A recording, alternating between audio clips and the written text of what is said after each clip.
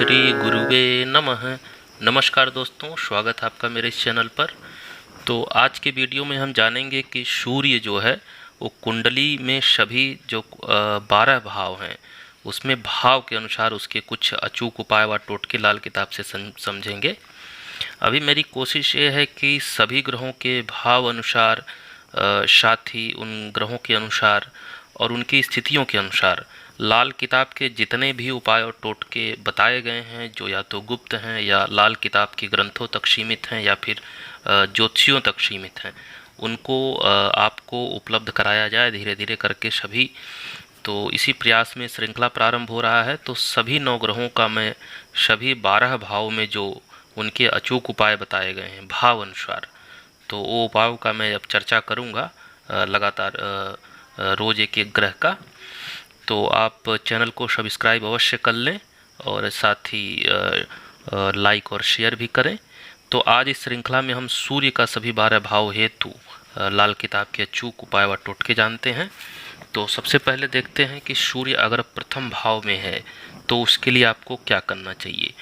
ये आपको भाव अनुसार टोटके आपके लिए आवश्यक तब हो जाते हैं जब उसके सामान्य टोटके काम नहीं करते या उसमें समय लगता है या आपको त्वरित रूप से रिजल्ट चाहिए होता है।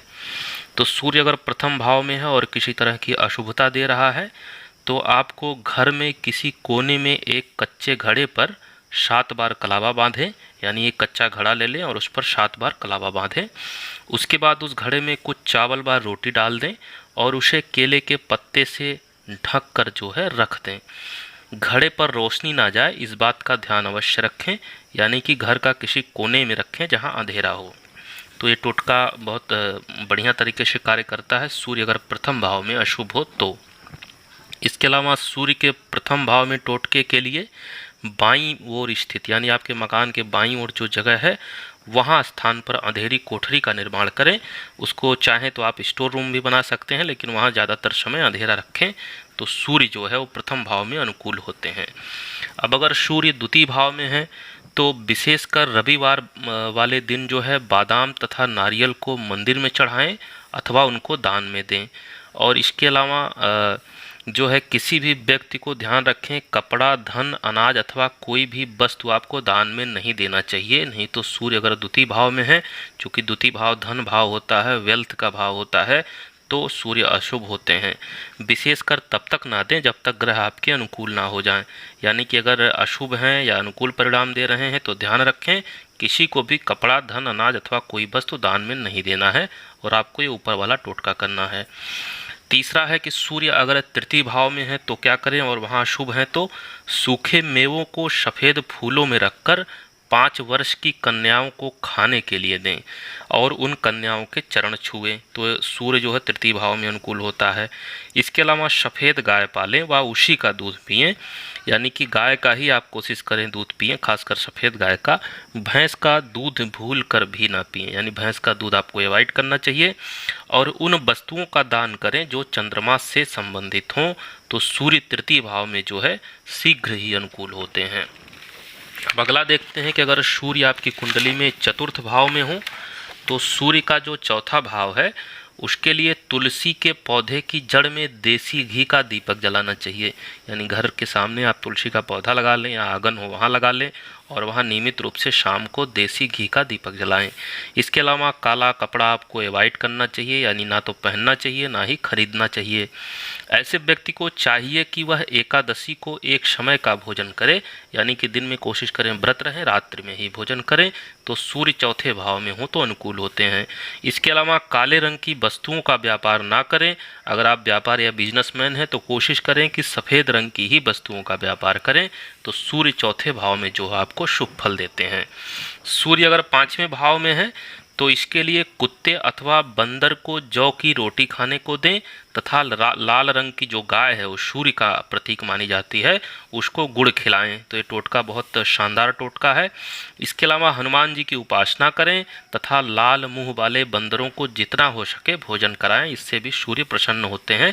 खासकर 5वें भाव में हो तो उनकी अशुभता दूर हो जाती है। ऐसे व्यक्ति को सुबह सवेरे चिड़ियों को दाना पानी देना चाहिए। साथ ही निर्धन तथा अनाथ बच्चों को भोजन कराने से भी सूर्य का जो अशुभ भाव जो 5वें भाव का है वो समाप्त होता है। इसके अलावा संतान का जन्म जितनी जल्दी होगा उतना ही शुभ होता है, क्योंकि सूर्य 5वें भाव में कभी कभी संतान के लिए भी अशुभता पैदा करते हैं। तो अगर आपका विवाह हुआ है तो संतान जल्द से जल्द ही उसका जन्म कर लें, ज़्यादा देरी ना करें। अब देखते हैं सूर्य का छठा भाव, जो कि अशुभ एक तरह से बहुत ही माना जाता है। अगर इसमें सूर्य आपको अशुभ फल दे रहा, परेशान आप, तो कुत्ते को ज्वार की रोटी बनाकर खाने को दें। इसके अलावा ऐसे व्यक्ति को चाहिए कि वह सफ़ेद चींटियों को भोजन कराएं, यानी सफ़ेद चींटियां जहां दिखें वहां कुछ आटा या कुछ ऐसी चीज़ें अनाज डाल दें उनको खाने के लिए। ऐसे व्यक्ति के लिए अपने घर में गंगा जल रखना शुभ होगा, यानी सूर्य छठे भाव में है और स्वास्थ्य इत्यादि की समस्या रहती है तो घर में गंगा जल जरूर रखें। ऐसे व्यक्ति धर्म स्थल पर चढ़ाई गई वस्तुओं का ही दान लेना उनको चाहिए। सामान्य रूप से कोई सीधे उनको दान देता है तो उसको नहीं लेना चाहिए, वो उचित नहीं रहता है सूर्य के छठे भाव के लिए। अब देखते हैं अगर सूर्य 7वें भाव में है तो इसके लिए काले रंग की गाय की सेवा करना सबसे अच्छा होता है। गाय को लड्डू भी खिला सकते हैं तो सूर्य 7वें भाव में जो है अनुकूल होते हैं। ऐसे व्यक्ति को चाहिए कि वह अपने घर की जो चौखट है उसको शमशान भूमि की मिट्टी से लेप दे, यानी शमशान भूमि की थोड़ी बहुत मिट्टी मंगा लें और सामान्य मिट्टी में मिलाकर अपने घर की चौखट को लीप दें, तो सूर्य का 7वां भाव की अशुभता जो है वो कम हो जाती है। इसके अलावा अगर संतान से किसी तरह की अनबन रहती या संतान साथ नहीं दे रही है तो धरती खोद कर कहीं उसमें थोड़ा सा तांबा दबाएं टोटके के रूप में। इसके अलावा चूल्हे की आग जो है सदैव दूध से बुझाएं। हालांकि चूल्हे का प्रयोग अब बहुत कम ही घरों में होता है, तो ऊपर के टोटके आप इसमें से कोई कर सकते हैं। सूर्य अगर 8वें भाव में है और अशुभ फल दे रहा है तो ऐसे व्यक्ति को चाहिए कि वह कोई भी कार्य शुरू करने से पहले अपना मुंह मीठा अवश्य करे, उसके बाद ही प्रारंभ करे कोई भी नया कार्य। ऐसे व्यक्ति को तांबे का दान करना चाहिए तो उसके लिए काफ़ी लाभदायक होता है। तांबे से बनी कोई भी वस्तुएं दान कर सकते हैं। ऐसे व्यक्ति को लंबी आयु के लिए गाय की सेवा करनी चाहिए, क्योंकि सूर्य का 8वां भाव कभी कभी व्यक्ति को अल्पायु बनाता है। तो अगर ऐसी स्थितियां हैं कुंडली में तो गाय की सेवा करें तो आप दीर्घायु होंगे। और घर का मुख्य द्वार ऐसे व्यक्ति को पश्चिम दिशा में रखना चाहिए, ना कि पूर्व दिशा में, यानी सूर्य का प्रकाश सीधे ना आए सुबह के समय। तो ऐसे व्यक्ति का जो घर का मुख्य द्वार है वो पश्चिम में होना चाहिए। इसके अलावा ऐसे व्यक्ति को उगते सूर्य को जल चढ़ाकर उनको प्रणाम करना चाहिए। अपनी माता और गाय की सेवा करने से भी सूर्य का जो 8वें भाव में दुष्प्रभाव होता है, अशुभ प्रभाव होता है, वो कम होता है।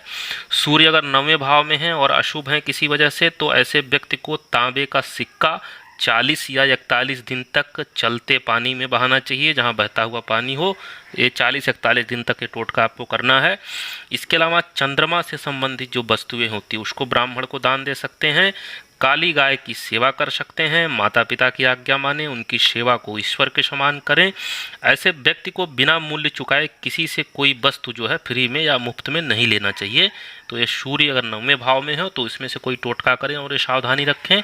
अब अगर सूर्य 10वें भाव में है तो ऐसे व्यक्ति को चाहिए कि वह सिर पर सदैव टोपी पहने, यानी हैट लगा के रखिए। आप किसी भी तरह का हैट जो भी आपका पसंदीदा हो तो आप कैप या हैट कुछ भी लगा सकते हैं। तो सूर्य के 10वें भाव के लिए जो है शुभ होता है। इसके अलावा पीपल के पेड़ के नीचे जो है अंधेरी रात में घी का दीपक जलाएं, यानी कि जब अंधेरा होना लगे शाम के समय तो पीपल का पेड़ के नीचे जो है घी का दिया जला सकते हैं। बहते पानी में तांबे के सिक्के को 30 दिन तक बहाएं तो भी सूर्य 10वें भाव में अगर आपको अनुकूल फल नहीं दे पा रहे हैं तो अनुकूल हो जाएंगे। कुएं में 4 बतासे ले लें और हल्दी की एक गांठ लेके और कलावा रखकर 3 चीज़ें रखकर कुएं में डाल दें तो भी सूर्य का 10वें भाव में अनुकूल होते हैं। गाय के दूध में गंगा जल मिला लें और उसको पीतल के बर्तन में डालें और उसको अपने घर में रखें तो सूर्य अगर 10वें भाव में किसी तरह अशुभ हैं तो अनुकूल होते हैं।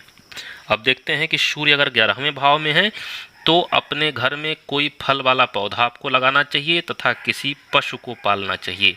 तो इससे सूर्य 11वें भाव में शुभ फल देते हैं। रात में सिरहाने सूखे मेवे रखकर सोएं और सुबह मंदिर में जाकर उसका प्रसाद बांटें।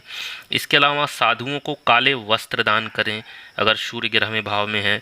इसके अलावा शराब तथा मांस का सेवन ना करें वरना संतान से वंचित रहेगा, यानी कि संतान संबंधी समस्या होगी। इसके अलावा शनि की वस्तुएं देकर उनको प्रसन्न करें तो भी सूर्य का जो अशुभ प्रभाव 11वें भाव में होता है वो कम हो जाता है। अब सूर्य अगर 12वें भाव में है हैं तो ऐसे व्यक्ति को चाहिए कि वह घर में तुलसी का पौधा अवश्य लगाए, अपने घर में बरामदे अवश्य रखे, घर में सदैव सूर्य का प्रकाश आता रहे, वह कार्य करे जिसका संबंध सूर्य से हो।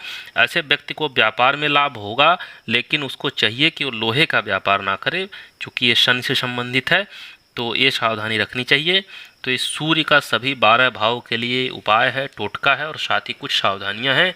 तो आप देख लें आपकी कुंडली में सूर्य किस भाव में है और शुभ है कि अशुभ है। अगर शुभ है तो भी आप ये उपाय कर सकते हैं, तो और अनुकूल फल होगा। तो और अशुभ है तो ये उपाय आपके लिए निश्चित रूप से बहुत ही अचूक उपाय साबित होंगे। तो आज के लिए इतना ही। अगली वीडियो में हम जानेंगे कि चंद्रमा का सभी 12 भाव में जो है लाल किताब से क्या क्या उपाय बताया गया है और क्या क्या टोटके और सावधानियां हैं। तब तक के लिए नमस्कार, धन्यवाद।